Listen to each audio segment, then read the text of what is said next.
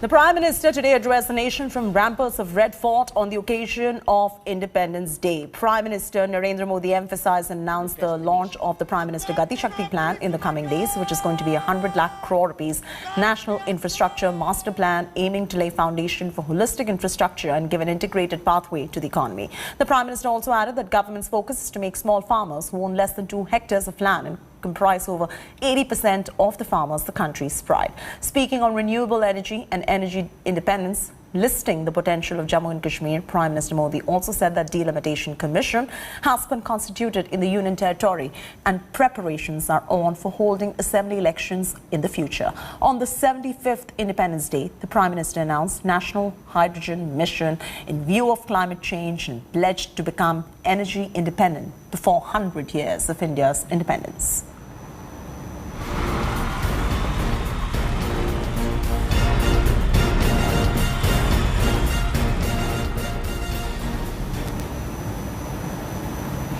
India's Tokyo Olympic contingent was this year's special guest of honor at the Red Fort. They were invited by the Prime Minister for their excellent achievement at Tokyo Olympics. Medal winners, including gold medalist Neeraj Chopra, shared the rampart with the Prime Minister. In a special gesture, the Prime Minister urged the nation to give them a big round of applause and also gave an ovation to the contingent. He also said that our athletes have inspired the youth of the country through their achievements. He stressed that fitness and sports is getting importance in the country. Modi is also expected to meet athletes personally and interact with all of them. India recorded its best ever medal tally at Tokyo Olympics by bagging a total of 7 medals, 1 gold, 2 silver and 4 bronzes. हमारे खिलाड़ियों के सम्मान में आइए कुछ पल तालियां बजा करके उनका सम्मान करें। भारत के खेलों का सम्मान, भारत की युवा पीढ़ी का सम्मान, भारत को गौरव दिलाने वाले युवाओं का सम्मान, देश, करोड़ों देशवासी आज तालियों की गड़गड़ाहट के साथ हमारे इन जवानों का, देश की युवा पीढ़ी का गौरव कर रहे हैं, सम्मान कर रहे हैं। नीरज, आगे का क्या प्लान है आप लोगों का? अभी तैयारी करेंगे, अपनी दोबारा से ट्रेनिंग शुरू कर देंगे। कोई अलग से बात हो पाई पीएम से? पीएम से कोई अलग से बात हो पाई? नहीं, बस यहाँ पे आप। In his Independence Day speech, Prime Minister Modi also spoke of partition, recalling the pain and suffering of millions who were displaced when the country was partitioned. He said that August 14, the day of partition, will henceforth be marked as Partition Horrors Remembrance Day. Listen in. देशवासियों, हम आजादी का जश्न मनाते हैं, लेकिन बंटवारे का दर्द आज भी हिंदुस्तान के सीने को छलनी करता है। ये पिछली शताब्दी की सबसे बड़ी त्रासदी में से एक थी। आजादी के बाद इन लोगों को बहुत ही जल्द भुला दिया गया। Yesterday, the Prime Minister declared August 14 as Partition Horrors Remembrance Day. Recalling the pain of the partition, the Prime Minister said that the day is going to be reminding us to remove poison from our society. After the announcement, the opposition left no stone unturned to tear into the government, calling the move a politically motivated one. Here's more. 14th August 1947. India and Pakistan were divided into 2 countries. What followed was pain, suffering, agony, torture for millions of people on both sides. Millions of Hindus, Muslims and Sikhs were displaced. Large-scale rioting broke out. Over 1 million were killed in the brutal violence that followed. Entire trains carrying refugees were butchered. Thousands of women and girls were raped or abducted. The pain of partition can never be forgotten. On Saturday, Prime Minister Narendra Modi made a big announcement. August 14th from now on will be remembered as Vibhajan Vibhishika Smriti Divas or Partition Horrors Remembrance Day. In his tweet, the Prime Minister said, "This day will not only inspire us to eliminate the poison of discrimination, animosity and ill will, but it will also strengthen unity, social harmony and human sensibilities." Unquote. The Prime Minister's move was hailed by his party. राष्ट्र का विभाजन का वास्तव में जिम्मेदार कौन था, ये अभी तक कहीं उभर के नहीं आया। इस विभीषिका का जिम्मेदार कौन था, ये तो आना चाहिए। जब ये दिन बनेगा तो प्याज के छिलकों की तरह ये परतें भी उगड़ेंगी। But an unimpressed opposition launched an offensive against the Modi government, slamming the move as political. अंग्रेजों ने बांटने का काम किया, लेकिन अंग्रेज लोग जिन्होंने बांटा, अंग्रेजों की एक ही नीति थी, फूट डालो और राज करो, क्योंकि आरएसएस के लोग भी वही करना है। I don't think that we should now remember such hatred, such violence, such disharmony. Prime Minister would do well if he ensures that his people do not spread hatred and create disharmony in the society.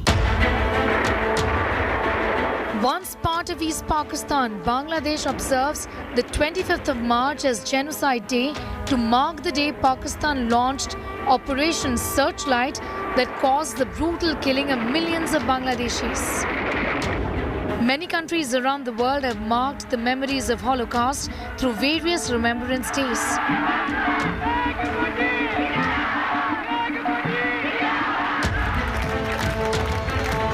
14th of August is a day when Pakistan celebrates its Independence Day.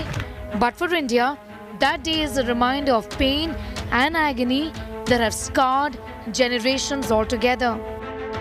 The Prime Minister's announcement of observing 14th of August henceforth as the Partition Horrors Remembrance Day has sparked a heated war of words from certain opposition members who are now telling the Bharatiya Janata Party that it is necessary to contain the environment of hate and disharmony that they allegedly say exists in the present in order to be truly able to forget the past. With camera person Nasir, Polami Saha in Delhi for India Today. Indian forces guarding our borders so that we can sleep peacefully are also celebrating the Independence Day. Our brave jawans, full of courage and grit, are hoisting flags from far up to Kashmir and Ladakh to the extreme left corner of the country at Arunachal Pradesh. The Indo-Tibetan Border Police celebrated freedom at 74 on the banks of Pangong Tso Lake in Ladakh at 14,000 feet. The soldiers carried and saluting the tricolour along with singing the national anthem with great respect. They also chanted Bharat Mata Ki Jai and Vande Mataram. The tricolour was hoisted in the inhospitable terrain of Donklaya Pass at 18,300 thereabout feet, the highest pass in the eastern sector, to celebrate the 75th anniversary of India's independence.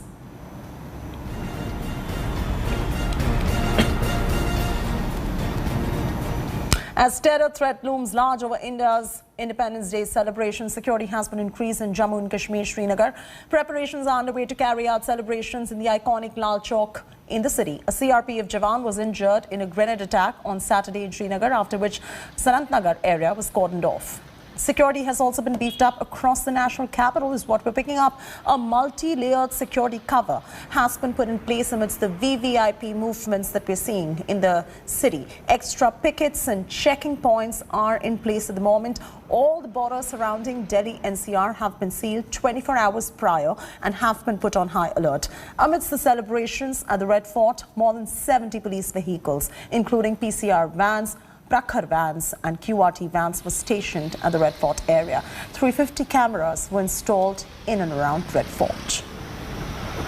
Sunilji Bhatt is now joining us from Jammu for the very latest. Sunilji, a lot of security being beefed up here in the national capital and, of course, in the valley as well, because we saw the spate of drone attacks coming ahead of Independence Day, and we did report, a terror bid that was spoiled in the valley just yesterday itself. Bring our viewers up to speed to all that is happening in the valley, and a very happy Independence Day to you too.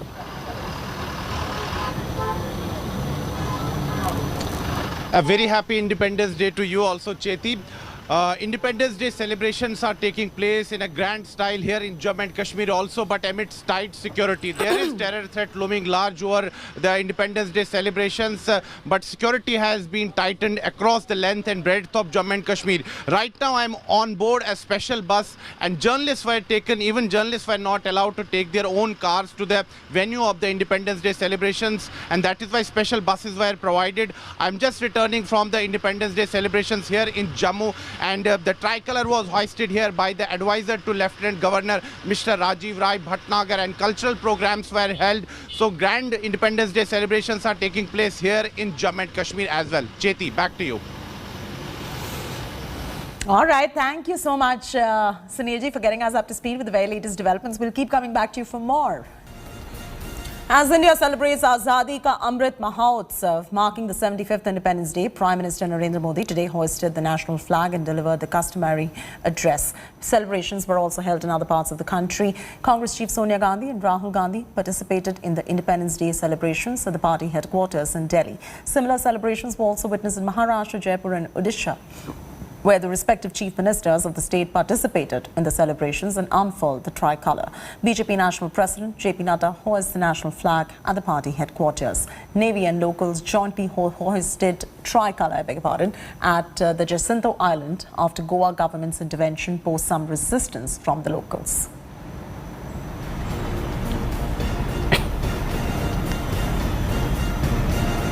As India celebrates 75th Independence Day, father of Hizbul terrorist Burhan Wani was seen hoisting the tricolour at government school in South Kashmir's Tral area in Pulwama district. Burhan Wani's father is the principal of the school. As per the Jammu and Kashmir's government order, all schools are hoisting the tricolour in Jammu and Kashmir.